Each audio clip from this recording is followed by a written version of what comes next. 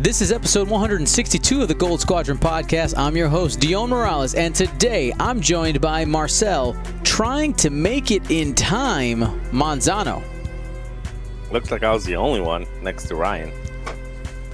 Will, Robot Revolution, Hegwood. Roger. And Ryan, new and improved, Staniszewski. I mean, how I'm here is new and improved as per my nice new PC build that I have now. All ready and rared for squadrons. Zoom, zoom, baby.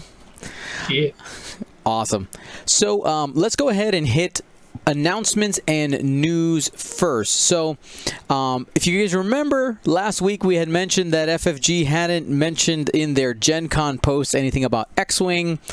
They heard the cries of the people, the worries, and there's going to be something about X-Wing in the Gen Con talk. So that's good. That's good information.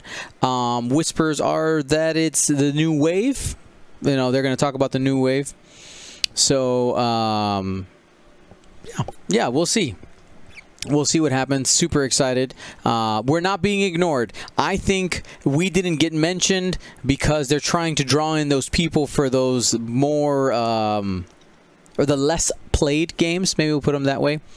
X-Wing being their biggest, or at least one of their biggest. Then Shots fired. Pow pow, baby. Yeah, I'm going at you. Armada, let's go. Fight me. But see, here's the thing. I'm preaching to the choir. I'm sure there might be some like X-Wing players who play Armada, but there's no like hardcore like Armada is life people here. I mean, if you are, that's cool. What's up? There are so few. I'm curious as to why you pick a fight with Armada, though. Because I can win that one. So it's very easily. Sorry, Armada crew. I tried the game. It was fun. It took too long. I didn't get as many games in per night. And then I do have a little bit of bad news. There will be no mind games tonight, and I will tell you why. Okay? I will tell you why. I'll be honest. I got a lot of homework to do, and not enough time to do it, and a lot of things going on. Something had to give, and mind games is what has to give this week. But we'll be back. Promise. I promise there'll be mind games next week. And anyway, honestly, we didn't actually have enough lists of the week to even do our new plan for mind games. Only 3 people submitted, so we wouldn't even had 4 choices. So it kind of worked out. Fate said, that's cool. All right. As for, so yeah, don't forget, you guys, submit those lists of the week. So now you know that the lists of the week affect mind games, all right? So don't forget. Let's do that on the Discord. Patreon update. Items are going to start shipping. We're almost done. We're so close. We're on the cusp of finishing Space Jam. And then right after that, boom, Patreon. All right. Now, quick, I did make an announcement on Facebook as well as on our Discord. I know, so this current wave of stuff, of gifts for our patrons, were for patrons who was April, May, June. But, of course, that is like prime Corona time. So what I've done, I knew that there's quite a few people who had to drop Patreon because, like, I get it. You got to eat. You got to make sure you have money for your family, rent, all that. Listen, we get it. That's fine. What I was able to do, because I went in, I was like, do I still have the addresses of those people that had to cancel their Patreon? And I do. So I'm going to be sending you copies of some of the gifts, at least at minimum the paper cards, because I want to get you guys something. Like, I understand stuff is bad right now, but if you're still hanging out, you're still part of the fam. And I ordered the cards already, so I want you to have them. All right, so those are going out, of course, to our current patrons, and for patrons who had to drop, who were in that veteran tier or higher, in this window of Patreon, we'll be getting some copies of this stuff. So, because I love you guys. So let's jump into our topic. We are doing tier list today. Tier list. I'm super excited. Okay. Now, in order to make it viewable for y'all on stream, we did simplify it just a little bit. We only have four different groupings. We have S tier, the best. All right, top of the heap. A, B, and basically that last category is C and below. C and below. I'm going to go first, just so that I can give the guys a little bit of an example. I had something else planned, didn't work out. We're doing this instead, which was a plan B I've been having for a while. Here's an opportunity to do it. So here are the rules, all right, for my host and for you guys at home. Now, let's go ahead and make it. We're going to do the First Order first. Today we're covering First Order, Separatists, Resistance, and Republic. Those are the 4 that we're covering today. The idea is that we're taking each of these ships and we're taking into account all the pilots in the ship. Now, there's, if you have one pilot that maybe pushes it into the next one, you can do that. But we're just trying to think the chassis as a whole. And the idea is that S tier should be that ship that defines the faction. You're like, if you're going to play First Order, you're going to play, bam, this ship, okay? And those of you who are in the chat, I want you to argue with me, all right? I want you to argue with us. I want you to give your opinions for the ship chassis. Where do you think they're going to be? Because I guarantee you're going to disagree. If you're listening in your car or at home right now, make sure to jump on the YouTube video. Give your opinion in the comments down below. Let's fight a little bit, all right? Let's fight a little bit. All right. And assuming we don't get points for next week, we're going to hit the at least one to 3 of the original trilogy factions. It really just depends on how long this takes today. I have no idea how long it'll take. We'll find out. All right. Let's do it. So I'm going to go ahead and just go in order from pilot to pilot. Now, the view that you're watching is not a live view of me moving things around. I'll update it as we go. The first ship we're going to look at is the one right there, right in front at the bottom, is the Upsilon. All right, the Upsilon, that's how I call it. Some people call it the Upsilon. I think my understanding is that's the correct way to say it. Right? Ryan, what do you think? Is it Upsilon?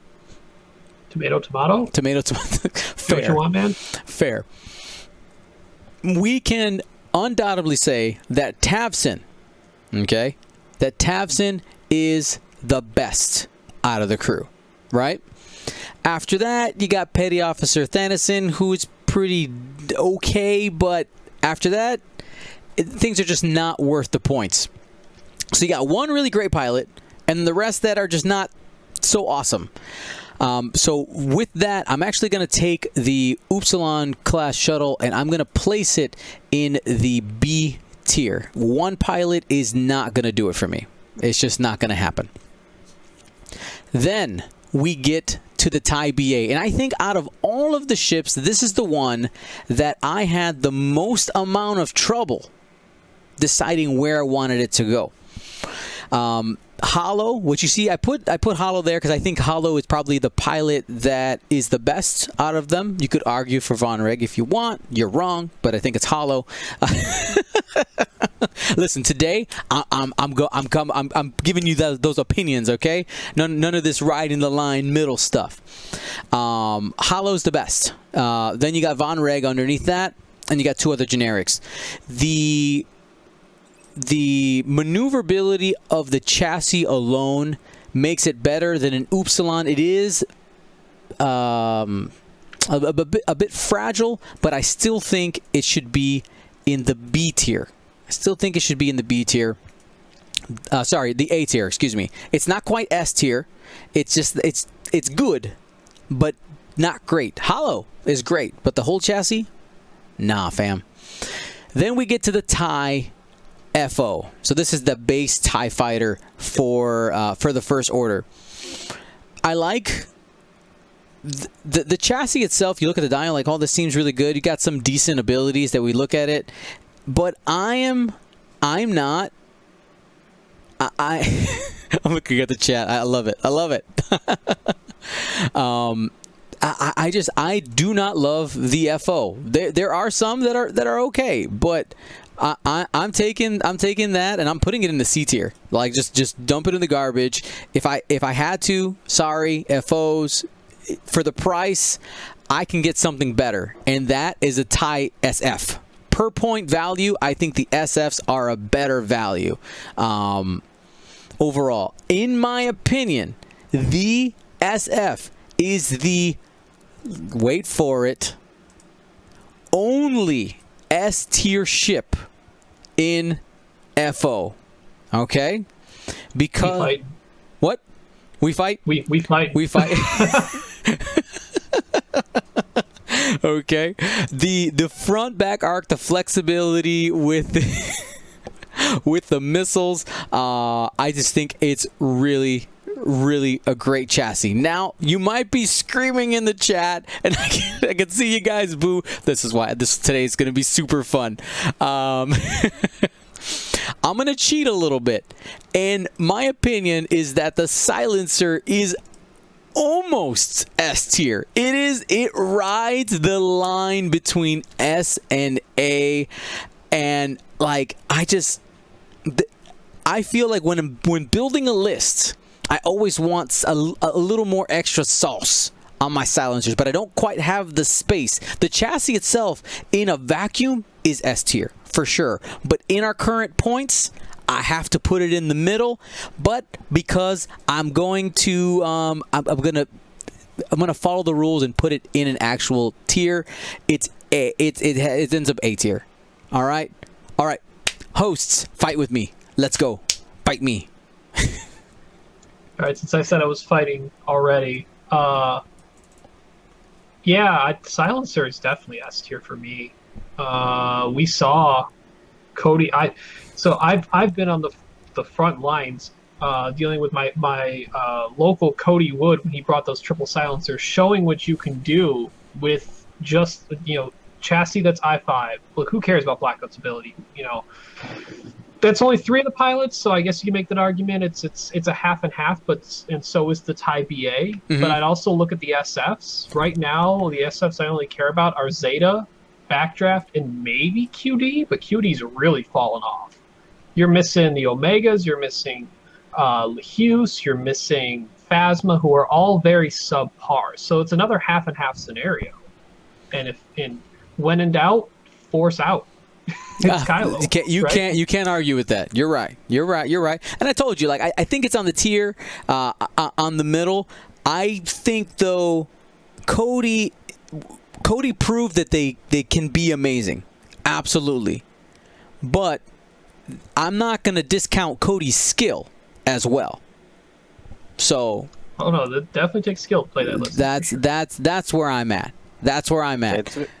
It's very anecdotal. The only thing I actually agree with your S and your A, simply because of the why is it so zoomed in so close? Simply because the cost at the silencer, but where I'll fight you a little bit is, and people disagree, is I would actually switch the B and C around and think. The FO currently has a lot more utility than the whatever that ship is. The Upsilon, really? Upsilon, whatever. I mean, I think so. You get scored. All right, end of the podcast. I'm out of here. You get Scorch, you get Muse, you get TN. I mean, you got a lot of good, cheap additions to a puzzle, and they're cheap enough to where you can throw them in. And right now, where the game is right now, I personally feel that if you've got enough points to throw in the tabs and like 60-something, 70-something points, just throw in another silencer. Or just throw in a better ship. All right, so if it's a 3 against 1, I'll take the veto. Are we flipping the Upsilon and the FO? I will take the veto. I also agree with Marcel. Yeah, they just they've proved their worth as a filler ship. They're easier to include, and I think they just might be more points efficient. Yeah, and I think I've messed around with it, so I feel like I am aware of this general like combination or filler type ship, but I haven't seen a lot of people use it. But Omega FOs with Proud Tradition, I think, is a very good price. All right, so. Are there any other of my choices that we have a 3-1 disagreement? No, everything else makes sense.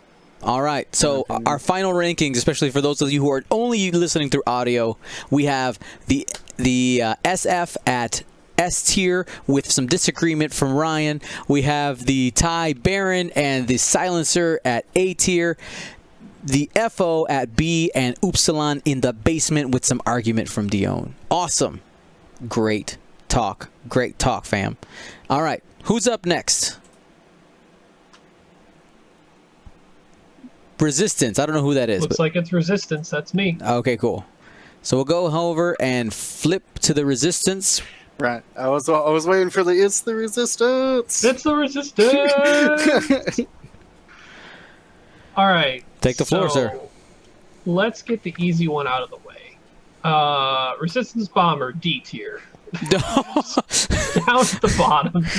But just put in C. Like, there's things I like about it. There's potential, but I've always gone back to the fact that it is a big base ship with 1 agility that has rarely ever opportunity for double mods, and it doesn't have reinforce. So, like, if you don't have double mods offensively to push out offensive firepower, you, like, take that step back and, like, okay, maybe I should have reinforce. Well, they don't have that either. So they're 100% reliant on the extra damage for not having double mods to come from a trajectory simulator or some type of bomb shenanigans. It's a lot of points to invest in bomb shenanigans. Like, bombs we found have been better when they're an additional flavoring on the list, not a cornerstone. Granted, you can still make Finch Dallow good with some area control, with some A-Wings, maybe, but it's a lot of points synced into something that is going to die and probably just cause your opponent to fly a little differently. Next, let's go with the other easy part on the opposite of the spectrum. The RZ2 A-Wing is S tier, S++, but however you want to put it, it is the backbone of the Resistance at this point, without a doubt. The combination of forward and rear arc, the boosting, the pilot abilities are all valuable, every single one of them, and that is a rarity in X-Wing, where you see an entire chassis, you can see a reason to bring every single pilot, because every one of them has a valuable ability. You may argue Lulo is a little overcosted right now for what Lulo does. Sure, there's potential for some value still there. I mean, we clearly see ZZ is the most valuable and probably the most cost-effective ship pound for pound, maybe an X-Wing? Maybe? So then after the A-Wings, then we get into the middle sections here.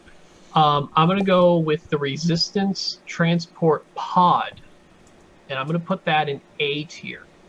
Rose's value is extremely good. We know Finn, whether cheap or souped up with upgrades, is also good. We've even seen some shenanigans with BB-8 and V Maradi in certain lists that have provided some value, both in carrying just valuable crew and just providing some minor effects of firepower and some valuable abilities with, like, Rose. So it's been a great filler and another similar to the RZ2 A-Wing, pound for pound, point cost per what you get out of it. So next we'll go with the Fireball. That one's tough because I could argue between B or C. Kaz is good, but man, none of the others are really shining. We've seen a little bit of the Colossus Mechanic Generic do some stuff. I'm going to go C tier for now.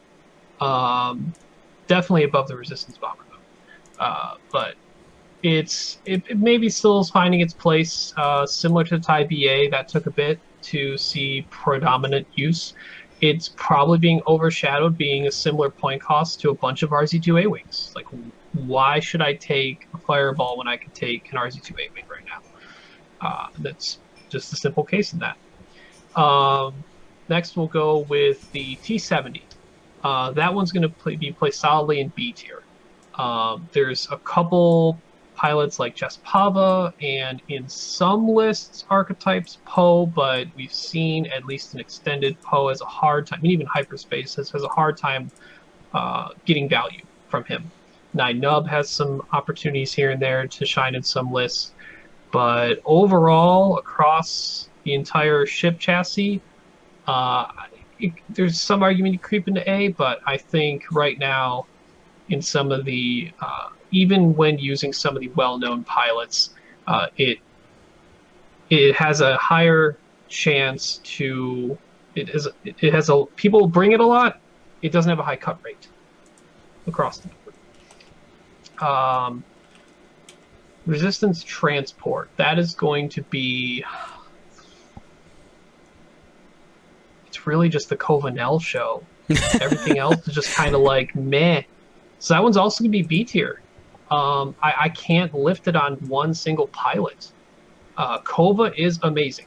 Leia crew on Kova is amazing. But everyone else is just meh. So until those other pilots see more relevancy, I can't put it in anything higher than that right now. And then finally, the Resistance Falcon. Very similar case to Kova. I mean, I've seen some use in Han, but it hasn't wowed me. It hasn't turned my head to be like, I'm going to try that Han. It's just been Rey. But Rey has been performing much better now. If it wasn't for some of the Rey performance, probably would have been C tier, but this one also ends up in B tier. And that's all I got. So some fighting from the chat. They wanting from T70 to be A tier. What you guys got? What do you think? I think Marcel had some opinions. Go ahead, Marcel. Yeah, I was just thinking that I would have probably swapped the Fireball and the Transport. Even with Covanel. Covanel is good. Definitely good. Are you going to put the Transport in the basement? Yeah, I would put the Transport in the basement. Because even though Covanel is good, he's actually good with R4, I think. With Leia, he starts getting expensive. And the Fireballs, actually, again, they can be... It is true that the A-Wing is a better filler or better... It does more for what it does. But if you have no A-Wings, let's say you're playing a format that's no A-Wings, hyperspace, next hyperspace version, you get rid of A-Wings, and you're not playing A-Wings anymore in the next hyperspace, the Fireball is going to fill that slot pretty well, especially with Kaz. So I actually think they're not C tier. They're just trying to fill the same slot that is currently being filled by a ship that is ultra that's ultra valuable. Like the cost per point is, the value per point is just ridiculous. So I don't think it just means that the Fireball is that bad. I just think that the slot in your list that it's competing for is just taken up by something that's just way too efficient. But if you take the A-Wing out and you put Kaz in there with just heroic, you'll get a lot of mileage out of it. Now, we can all agree. I saw a couple people like, "Hey, no love for the bomber." I think we can all agree that I mean, as a whole for the faction, the bomber is just bad, right? Yeah, just trash. It's horrible. Yeah, it's just trying to creep up from the bottom, saying, "Hey, I still exist here." All right, so our final ranking here. I mean, I don't think we had any 3-to-1 disagreements. You know, just little here and there. No, what do you think, Will? You guys basically covered it perfectly. That the reason the Fireball is in C tier is because the A-Wing and the Pod are S and A. So like their comparison just makes them look really bad. They're honestly not terrible, but the fact that they could be so much better is dragging them down. And yeah, honestly, that's you said it right. Is like as classic as it is, it's the name pilots carrying the middle class ships. Han, Kova, Rey, even was it Jess Pava? And I can't believe this is why the bomber can't even be ranked, is I can't believe that they in Resistance came out with an upgrade that lets you reinforce, and the bomber can't take it. What? No big ships allowed. Yeah, I'm working Holdo and the on a bomber to steal people's reinforces, I guess. Is that what Page is for? I don't know. So yeah, no, I'm pretty much in full agreement here. Yep. Agreed. All right. We're gonna go ahead and hit what's next on the list, boys. It's droids, I'm pretty sure. Yeah. Roger. Now we're getting into. We did the sequels. Now it's for the prequel times. Let's see. So what are we have our options here? We got. Oh, do I even know? Oh, of course. The Bulb Lab, the Nantex, Sith Infiltrator, Vulture, and Hyena. I think I'm going to start with the Sith. I don't know. I want to start with the Vulture. I don't think we can talk Separatists without probably the backbone and a majority of lists, which is the Vulture and the Trade Federation drone. I'm putting them in A tier. They are fantastic. They're very much a ship that has a high floor, in my opinion, but at a certain point, a low ceiling. Right? You get 6 of them. You fly them in a 2x3. These network calculations, they're surprisingly defensive. As that block, they shoot a lot of red dice, right? But they have they have their limitations, though. There's a reason why they cost 19 points, and why they had why they started to implement the 8 ships only rule, regardless of point cost. A ship's so bad that it's under 20 points, but obviously it does have things going for it. You got struts that are affordable right now. No, these are all things that are good. They have the network calculations, excellent. The linked actions, they get it all. Here's the problem that is keeping them out of S tier, is that they have one style of play. You have the swarm mentality. When was the last Vulture ace that was hunting you down and terrified you? They only have the swarm mentality, the pack functionality, which I think is keeping them out of the S tier. So then we're going on to the Sith Infiltrator. We're doing them next. They are going into B tier. I do love their man. I wanted to name them off. If you're a Force user, you have Force, Cannon, Torpedo, Crew, Payload Modification, Title, Tactical Relay. That upgrade bar is outrageous, which keeps them versatile.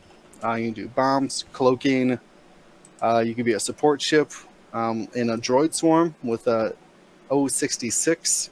Dylan, you tried the Dark Couriers. You got anything on Dark Couriers? They're trash. Okay, well, that's fair. They're too expensive to. They're too expensive as a for what it is, essentially. Right, because the ability to perform comes from this action. It's action bar, excuse me. It's action bars that I can get, and it's upgrade bar. The fancy things you can do with Count Dooku with heightened perception to shoot somebody, and then at Initiative 7, and then cloak for stress, and they shoot you, and more things happen, and they can combo well, which I do like. So they not a bad ship. It gets a bad rap. There's combo things, but the fact that two of them were able to fly around as just one list has to mean something. Like that, it's got to prove that they're good ship. Maybe it just means the force is good. I don't know. You can get a 5 force maul. That's pretty good. All right, so that's on to, let's see, that's my B tier. All right, next we're going with the Bulblab 22. And we're putting it in C tier. While it has a lot going on for it, I think there's basically a big distinction between there's basically only two Bulblabs. You have your Seer and Want, if you're crazy like me, running tactical relays in a droid swarm. Seer does it as well. We've seen it do amazingly using the crack shots, extra things, pinatas, krakens, whatever you want. You also have the Ace version with General Grievous. But I think that overall, its reliance on the Soulless one and very specific archetypes makes it almost the other pilots unplayable, right?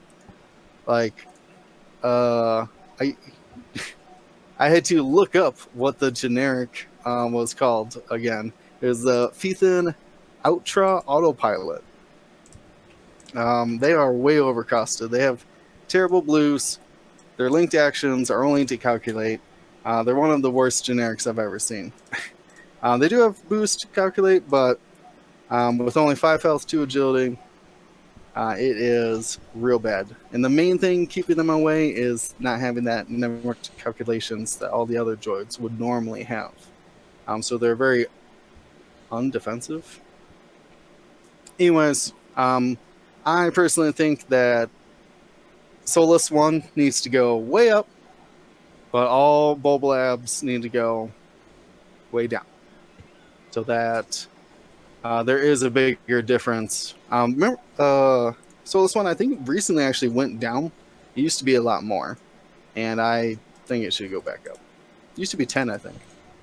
Anyways, what do we have left? Just the Nantax and Hyena now? Yep. All right. So we're gonna go with the S tier then, and it is the Hyena, in my opinion. The sheer versatility of this ship is baffling.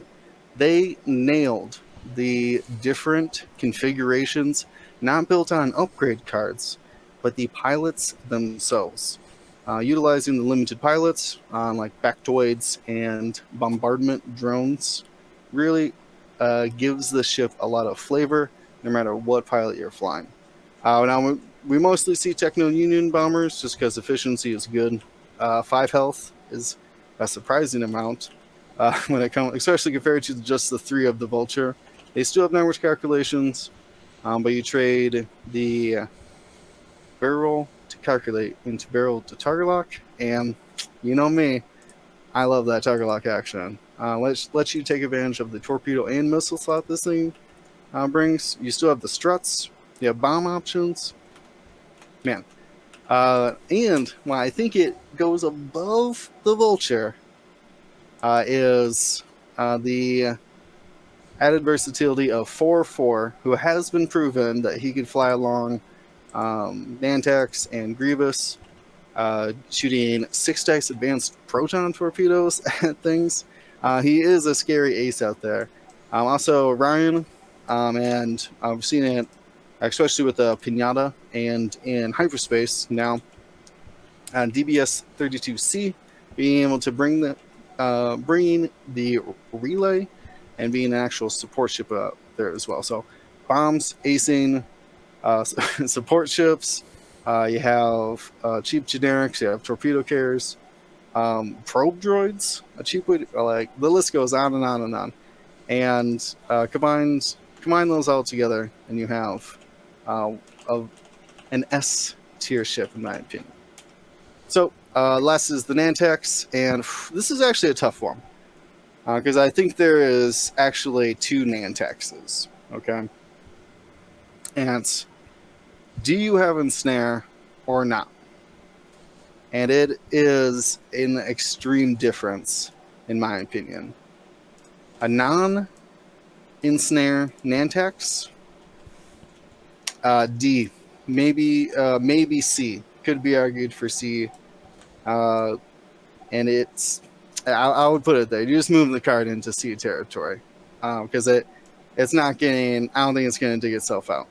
But I will say that with ensnare, as the ship was designed for it, I think could and like has been proven, right? Like we've seen the versions of 3 Nantex, 4 Nantex, all in one list, all with ensnare, pouncing on something, tractor beaming it. It is valuable tools, but overall, without that crutch, the whole ship falls apart. So I'm solidly putting it into C tier. What would you rank the ensnare card itself? If you want to put ensnare out there, you can put it in B tier. All right, cool. It's a one-trick pony. It only works in certain matchups. Like your one copy of ensnare isn't very fun against Boba Dengar. Good luck. At least you can get rid of your tractor beam, but it's how the ship was supposed to be designed, and without it, I think it kind of falls apart. So unless you like no shields and 2 dice turrets, and then you should get on some generic Nantex in hyperspace. All right. I moved to the peanut gallery. Thoughts? Marcel, Ryan. I was going to let Marcel go first because I know Dion had a lot of images he was posting up on his curiosity about the Vultures in A tier, but hot take, I'm going to agree with that because only the Trade Federation drone and sometimes DFS 311 are played. So if we're doing the entire chassis, granted the generic can be taken by many more because it's by words generic and not a unique. There's only one of those pilots that are being used on the entire chassis.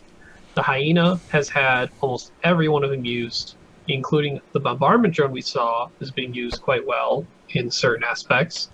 The one thing I'm going to disagree with is I think the Bell Lab should be B tier with the Sith Infiltrator because although the Feeds and Outros don't have a great base stat line, they still can carry tactical relays for cheap.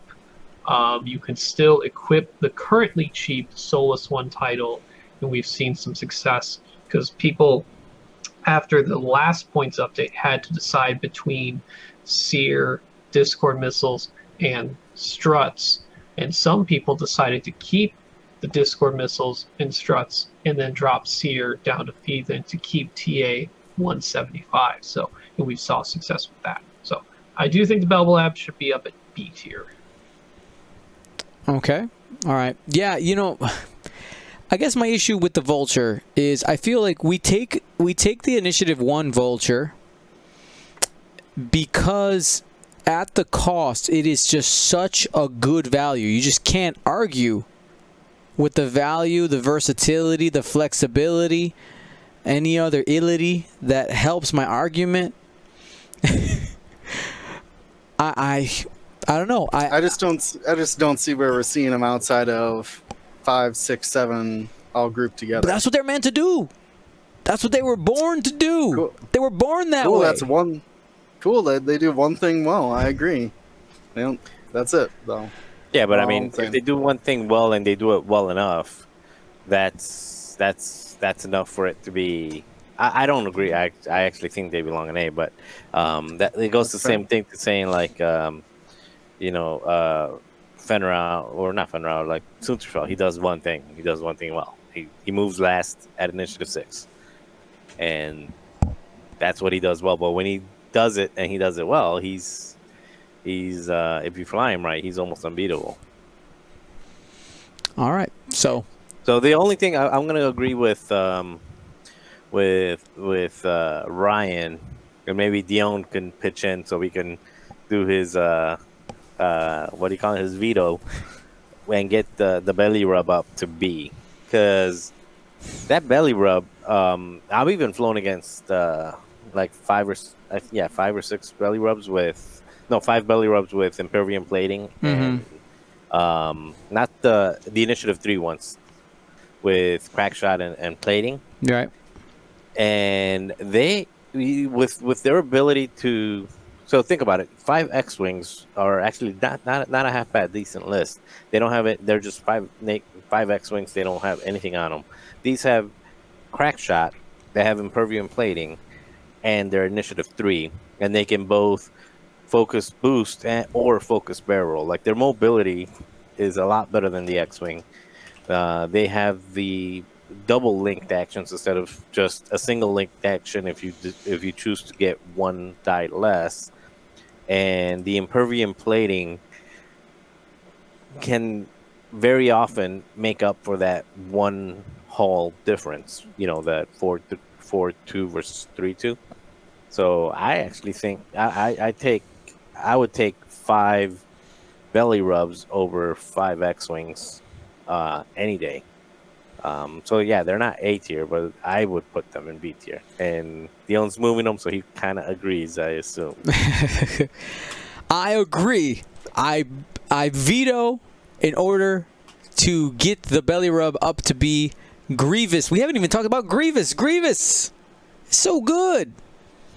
So good. Oh yeah, he's good. So I'll just add that to there. An initiative 2 low, but he would be amazing at 5. But we need to get what was it? Instinct something. What was the 1.0 card? Intensity? No, the one that gave you +2 initiative. Oh no, Veteran get out of here with Veteran that. Instincts? No, thank you. Yeah, No, thank you. Separatist only. Separate only. Yep. Oh, The card that should not be named. I mean, I'll give it to you guys that. I mean, but I like I said, the fact that they're reliant on either they're too reliant on the relay and Solus 1, and we'll see. Maybe that's what they should do. Is improving plating belly rub only? You know what I'm trying to say. I think it is belly rub only. Yeah. I don't see anybody else using it, right? Oh man. Oh my god. Yeah, they should base that on initiative. And if you're not initiative 4, wait, could they do it so you're not initiative 4 or 2? Dang you, Seer, being weird.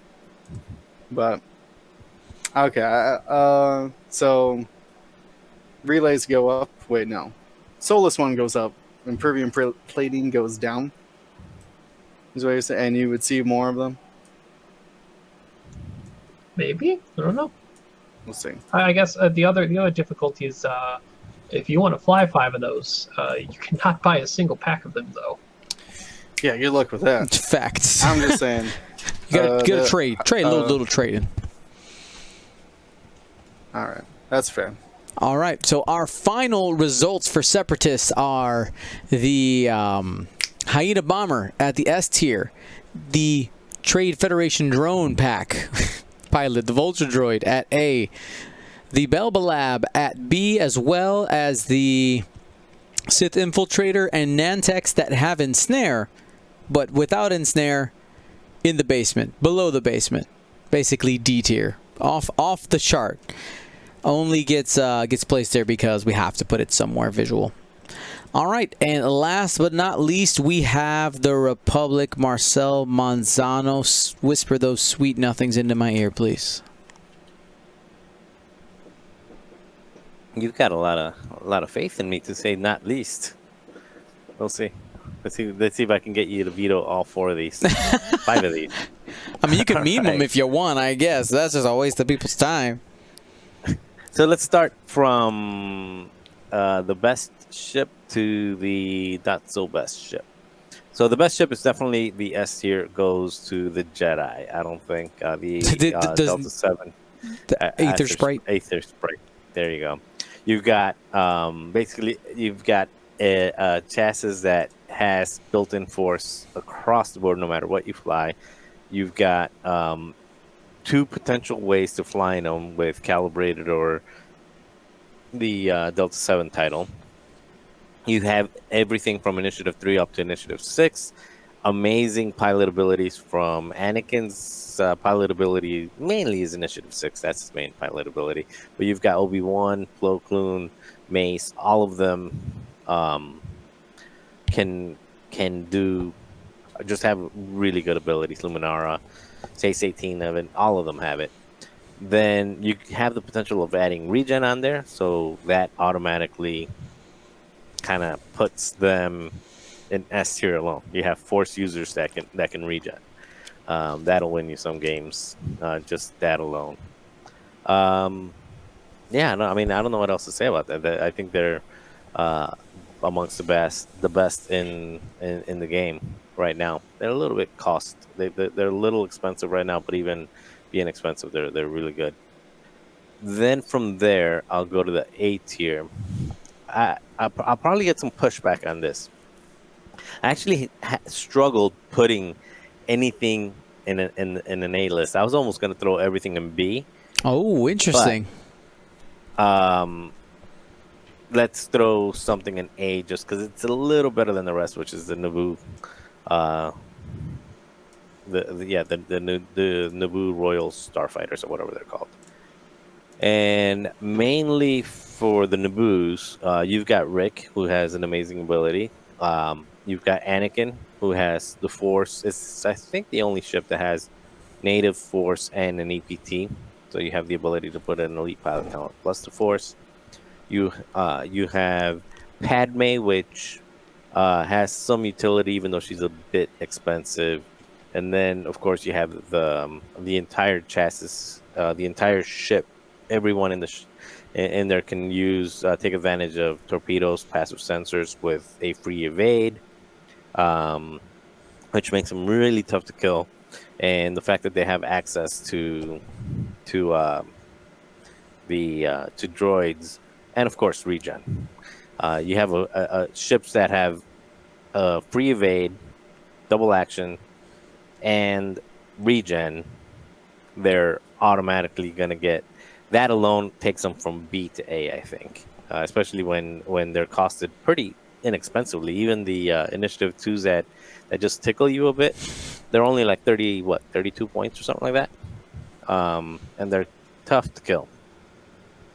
So that one, from there on the B list is the Arc 170.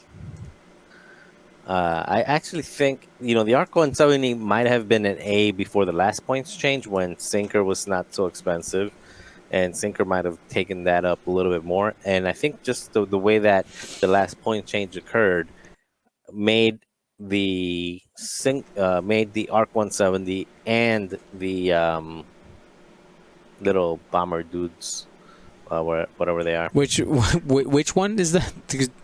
The VT-19s or whatever they are. Okay, the Torrents. Are you putting them in B as well? Yeah, I think Sinker's point change made both of those ships worse. And in this particular case, it took the Arc 170 probably from an A to a B because they're still pretty cost effective. They've got some utility, double arcs. Wolf is good, so they probably dropped from an A to a B, and the VT-19s or V-19s or whatever you call them probably went from a B plus to a B minus, and they are at 25 points. It's nice to have a ship that doesn't die, and it's a good filler ship. They have an evade, so they're pretty annoying. I still, even though they're a good filler, I just don't think they're with what you're playing with this, without having a list that really supports numbers. They're not as good. I think what are they? V19. Are they the VT? Torrents. Call them Torrents. V19? Yeah. All right. I think that if they were in a different faction, if you had the same ship in a different faction, they might do a little bit better. But in the Republic, they just don't have they don't really fit anywhere, because if you're flying Jedi, then you're playing a certain kind of style, and you're probably better off with an arc. I know early on, you had people like the Fosses flying 2 Jedi and 2 Torrents. They don't really fit anymore. Now you would be flying like 2 Jedi and 1 Torrent. That 1 Torrent's really not going to do anything but give away points to your opponent that you're trying to win on points, and you're just throwing them a free 25 there. That trooper works real hard, though. Gotta tell him, works real hard. It works hard, but it's like I said, it needs to. One of them alone is not going to do a whole lot for you. And then probably what will. You guys might disagree as well. I'm going to take that BTL Y-Wing and throw that one all the way in the gutter. Matchstick is good, but outside of Matchstick, like Broadside. Anakin What about sucks. Broadside? Broadside, Broadside is better than Matchstick. Matchstick, Broadside. I just don't think that the ship as a whole is really good. I've never played against an opponent flying Republic and saw a Y-Wing on there and said like, "Oh, I'm scared." Maybe actually that one time against you when you had like 1 million ions. You had like the proximity mines and ions. Oh yeah. But Goji. Nah, even don't. Huh? They even nerfed Goji. That's how scared you were. That's how good he is. See, that's why they went from A to C for that alone. But I think a lot of people who play a different style than me will make that Y-Wing higher, and probably the Naboo fighter lower. Is probably what I see. But again, I just got to go with my own bias, with my own, the way I fly, the way I play.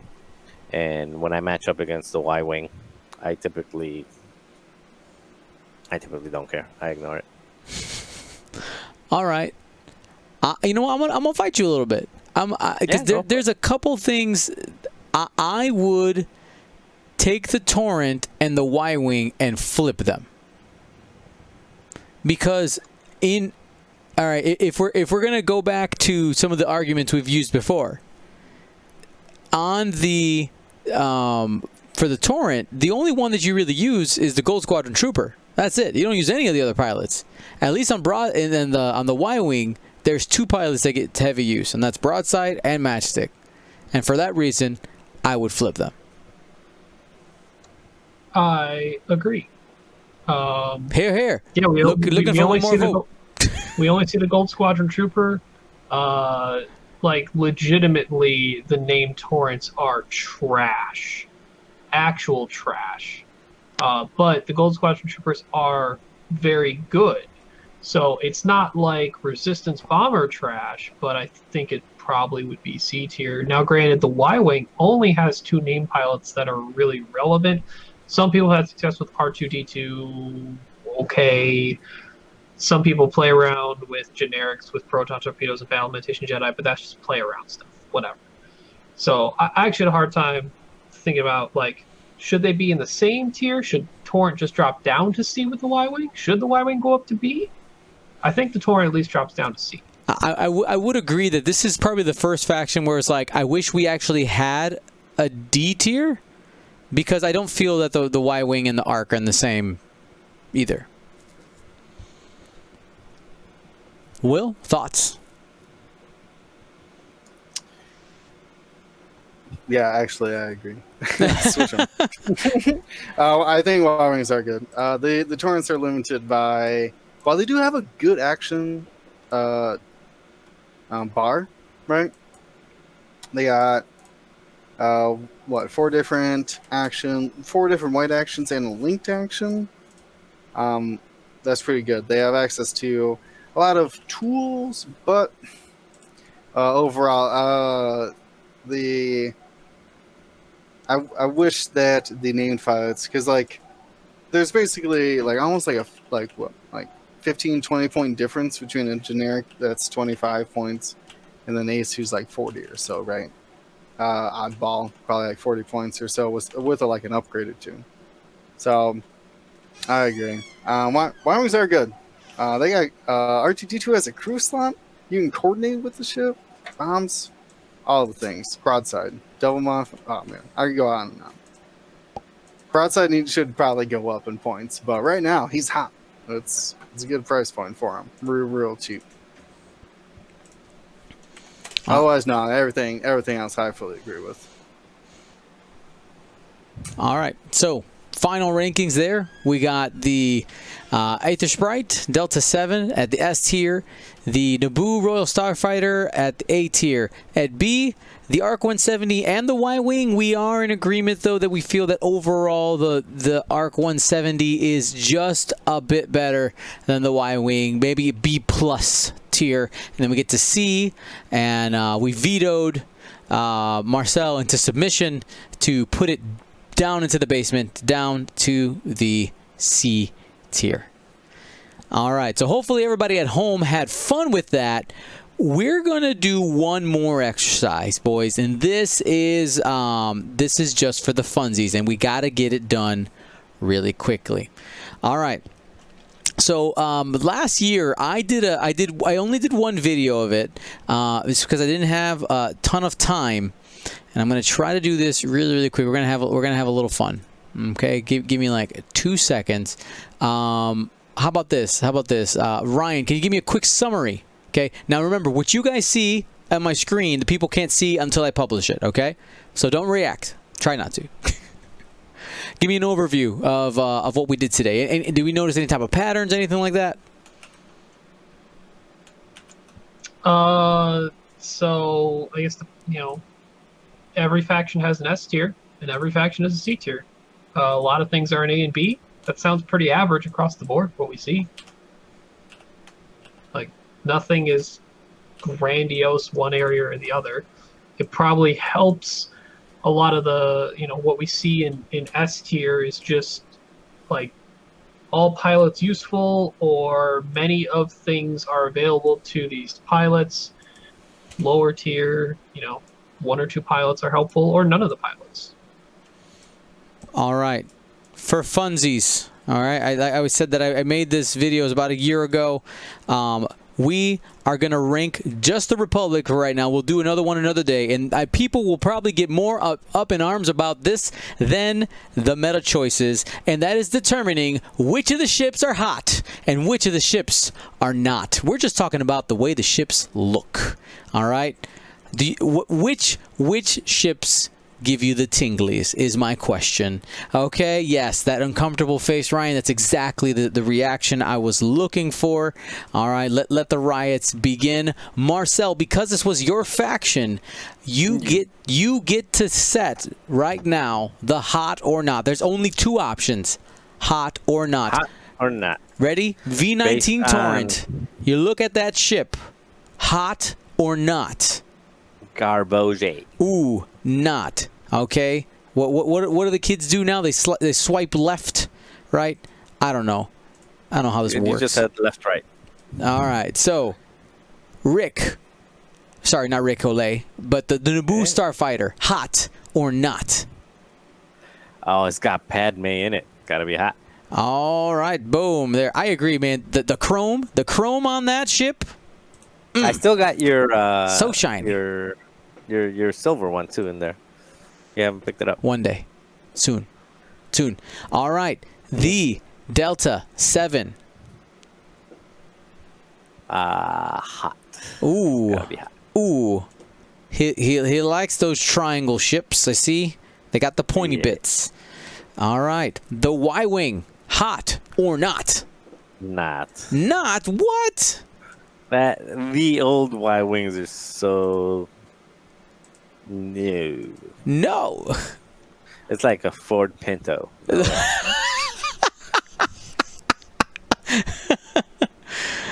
All right. And then last but not least, the ARC 170. That's a hot tamale. A hot tamale. I agree. All right. Well, there was your Republic hot or not given to you by Marcel Manzano. I have to say I disagree on the Y-Wing. All right. I like my ships a little thick. But I'm just saying, it's fine. That's fine. You know, to each their own. All right. Hopefully you guys had some fun with that. All right, let's move over to list of the week. It's list of the week time. Let me go ahead and grab my notes. So, list of the week. Our first one comes to us from P-Town and says, recently I bought a bunch of Imperial ships and have really taken to the Defender. I like this list. Both ships feel like they can punish opponents well if target priority isn't chosen wisely. Certainly open to feedback though. If you didn't care about the bid, you could do all kinds of different things. But we're going to have Marcel determine what he wants to do with this list of the week. So we have Rear-Admiral Sheranu with Tactical Officer, which changes the red coordinate to white, Darth Vader crew BT-1 and 000, and then Rexler Brath with outmaneuver and fire control system. All right. So let us clear up, move the, so I can see the list Oh, sorry. on the screen. That way I can know where you are with it. Yep, give me a second. Oh, look at that.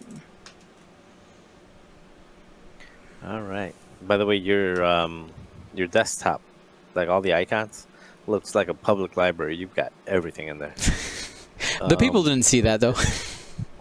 Why you gotta call me out like that? Why you gotta call me out? Nobody saw that. No, they're gonna yell at you. Like, clean up your desktop. I need all those files there. Okay, I need them all. Yeah, that's why they call folders, man. There's folders. Where were we? Okay, so Rear-Admiral, obviously the ability is you trigger his ability by taking an action by doing the reinforce front or back. Then you trigger the focus result turns to a critical hit. And Rexler, well, his ability is just by flying and shooting while he has an evade, so by not bumping. So yeah, the advanced sensors kind of makes sense there. If you're gonna bump anyway, might as well have something there. But we're not gonna go with that. First, we're gonna get rid of tactical, and the reason is because Rear-Admiral's Rack's ability is relying on an action, so you want to have that action in there, and you don't want to throw it away by giving Rexler, who already has 2 actions, a 3rd one. So you're gonna get rid of that. Let's get rid of the 000 as well. And BT-1. So at this point, you've got a pretty thin rack at 90 points with 1 upgrade. Darth Vader is extremely effective. But let's give him the title. So Dauntless 1 title allows him to be able to take an action even if he bumps. Let's also give him Minister Tua as a crew slot. So Minister Tua says while you have a damage, or is it while you have no shields, or while you're damaged? At the start of engagement, if you are damaged, you may perform a red reinforce. So you have 12 hull, so you've got plenty of times for this coming in. That's basically while if you don't bump, because Dauntless is a red action, if you don't bump, you can take a target lock, and then at the start of engagement, trigger his take the red reinforce and trigger his ability. So that way you have force, you have his soft. So basically 2 focuses, unless you use Vader to deal damage. You have a target lock, and you're reinforced. So it's kind of getting you a 3rd action if you don't bump, and if you do bump. Where it comes in handy is if you bump but you have initiative 5 or initiative 6 ships that are moving after you, you can decide where you put your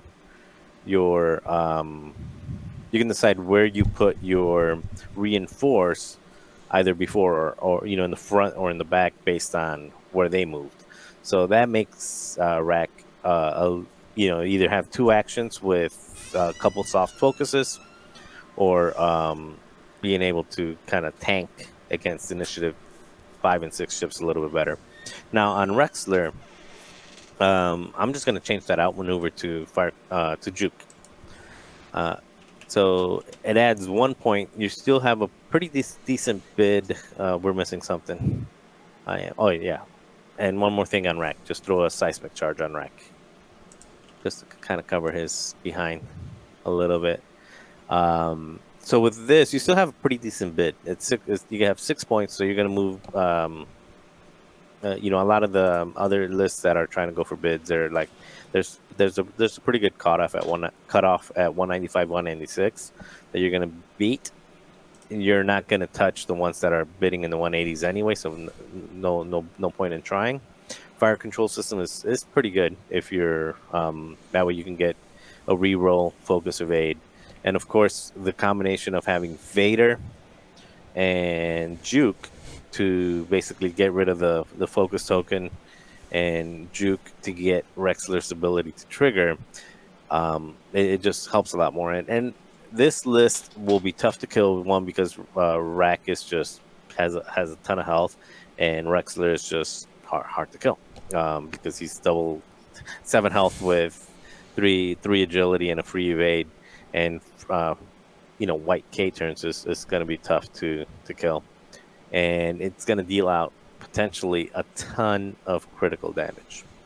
And this is how I would leave it, and it's pretty fun list. I mean, you can, for 1 point more, you can get rid of Juke and fire control system and go with advanced sensors. But I don't think it's that big a deal with this particular list because the advanced sensors works really well with lists that you want to win on points over a long period of time. But this one, you're not really trying to win on points. You're just trying to cause more damage. It's a damage race with this one, because they're eventually going to kill Rack. So you want to get in there and you want to do as much damage as possible. So I actually think the Juke and fire control system being more aggressive probably gives you it plays more towards that style. All right, so we end up with Rack, Minister Tua, Seismic Charges, Dauntless, Darth Vader, and then Rexler with Juke and fire control system. Hopefully we helped you out there a little bit, Mr. or Miss Town. Next, we got Fingers. Ryan's going to go ahead and take a look at this one. This is a scum list, and the prompt is I was thinking a bit and would like to see Boss come back to the game with his 180-degree arc, and I think Bosk and Boba are a good combo, in my humble opinion. End quote. So we have Boba Fett with Fearless, Maul, Rig Cargo Chute, Slave 1, Hull Upgrade, and then Bosk with Marksmanship, L337, Forlom, Han Solo, Gunner, Hull Upgrade, and Contraband Cybernetics, sitting at 194 points. Ryan, what am I doing here? So that is a hefty Bosk. But granted, this is a 2-ship list. I think there's some more potential that could be put onto Boba's. We know Boba can carry a lot of games. If you get Bosk hitting really hard, he can help push that further along. I don't think marksmanship is the way to go, though, and I think Han adds to that total of Bosk's points that is unnecessary. So one of the first things I looked at was getting rid of marksman and changing Han Solo Gunner to a Greedo Gunner. That way, Bosk can get those crits on enemy ships and make that a much more threatening shot in all areas of his arc, not just his bullseye. Sorry, you just did a little rhyme there. Get those crits on enemy ships. That sounds like a little slant rhyme. Hey, if you want to make it into a music video for X-Wing, go for it. It's coming soon. TM. Soon. I definitely like Forlom on any YV666. You have 2 uses of Forlom before you get Ion, so I'm keeping that. Contraband's good. We're actually going to take Rig Cargo Chute off of Boba and also change that to Contraband Cybernetics. I think Rig Cargo just adds more difficulty for Bosk to get around in most cases. Granted, I know a lot of times Bosk won't care about debris. He'll just go. I'm here to point my shot at someone.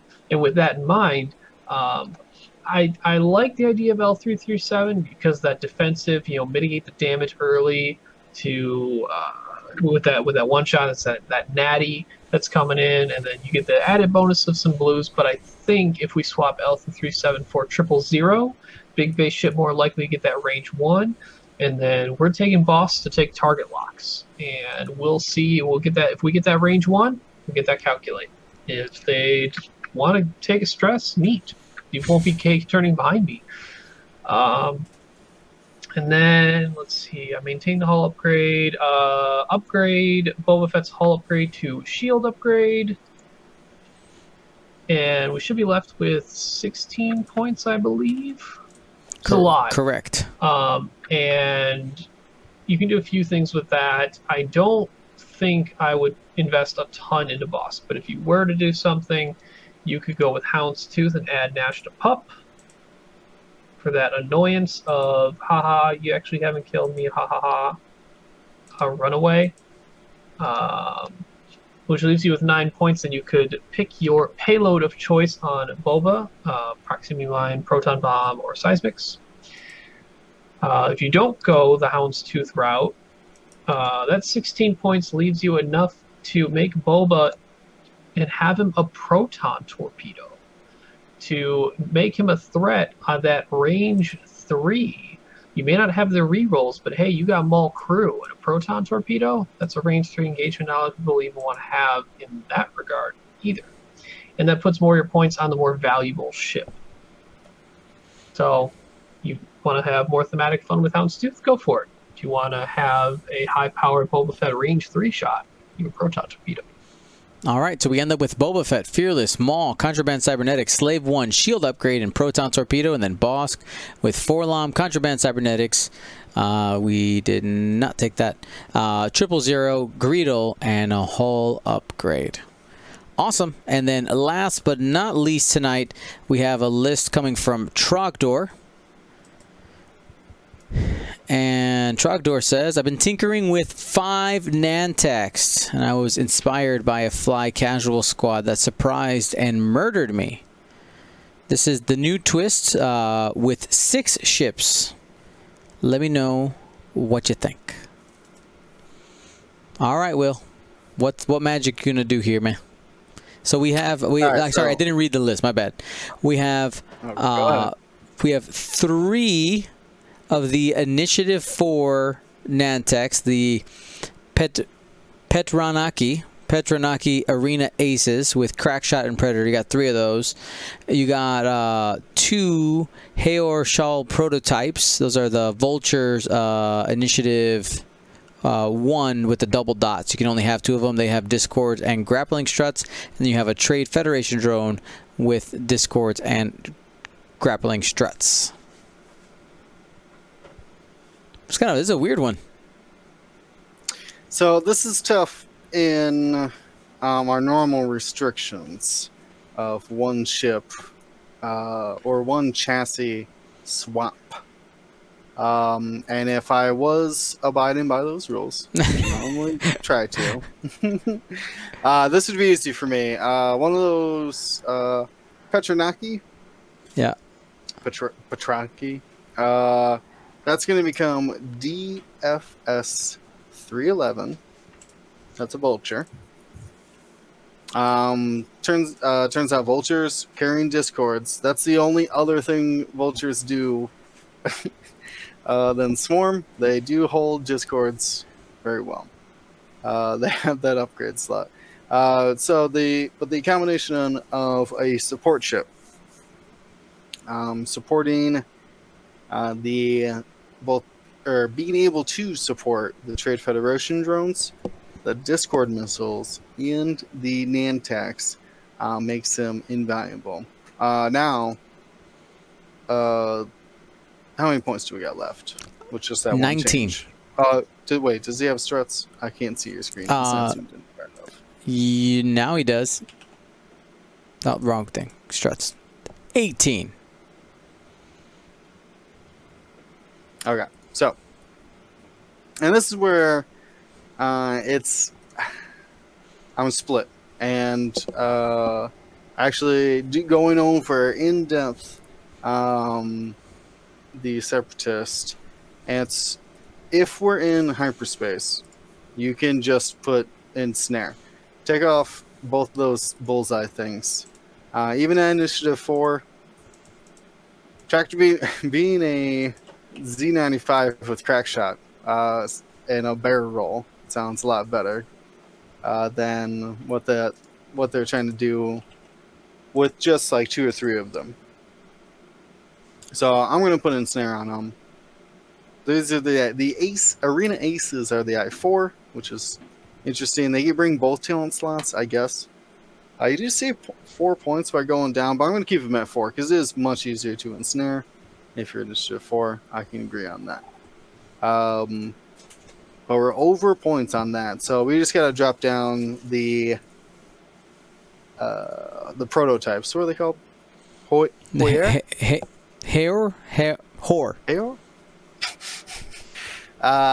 Yeah, those prototypes. We're actually at to swap them down. We don't have the extra points then, so they got to be Trade Federation drones, like the rest of them. Roger. That should get me to 200. All right, I think on the money. That makes sense. This is the other problem: is that you're bringing Discord missiles and you're not ensnaring people onto them. They barrel off of them, and you're like, huh, that's cute. And they barrel them right back onto them with a tractor beam. Now that's good old fashioned fun.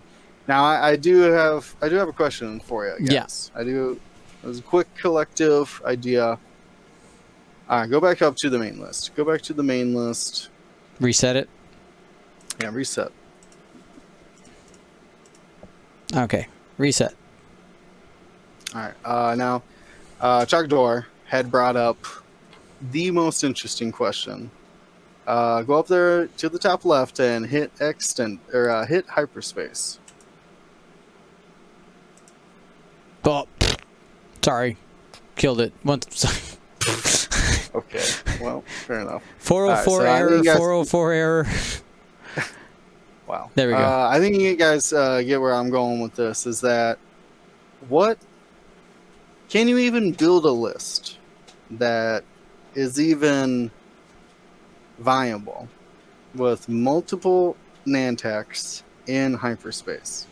Is it what pilot or pilots are even allowing you to do that? Is it the cheap like because if we're not bringing in snare, we might as well go back down to the cheap ones, right?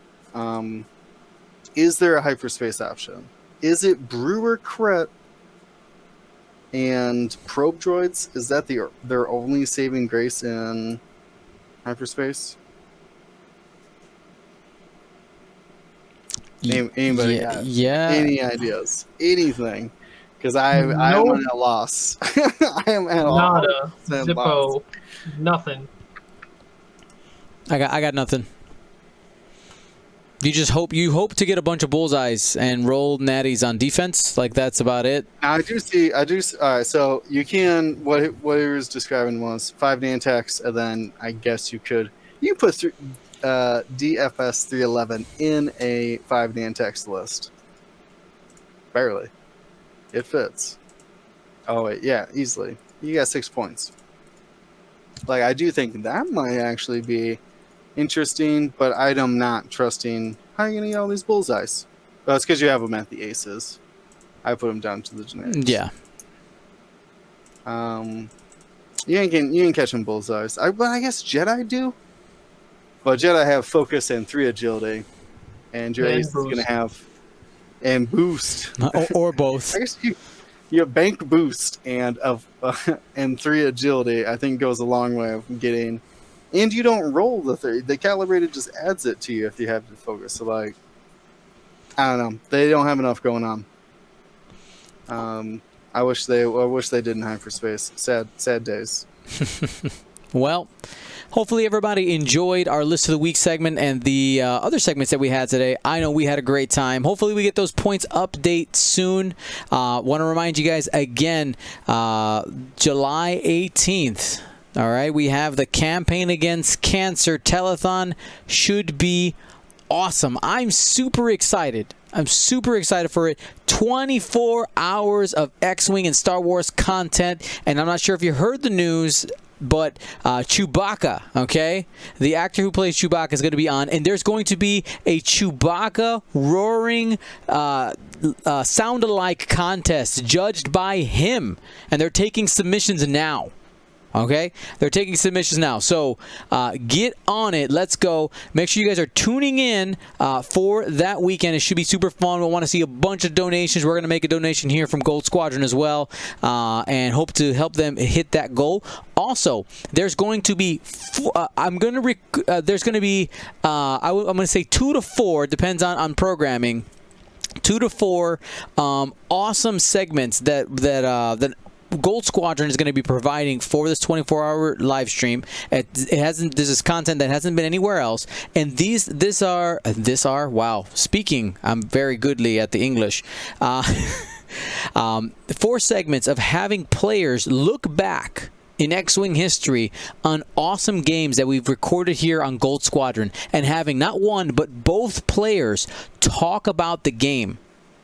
It's absolutely awesome. Okay, I'm super excited for it, and the only way you're going to get to watch those is through the CAC live stream. So make sure you guys are tuning in. It should be awesome. Who do you got? I got people like Duncan Howard, Marcel Manzano, the very own, Paul Heaver, Paul Olson, Zach Bart, just to name a few. All right, so super excited about it.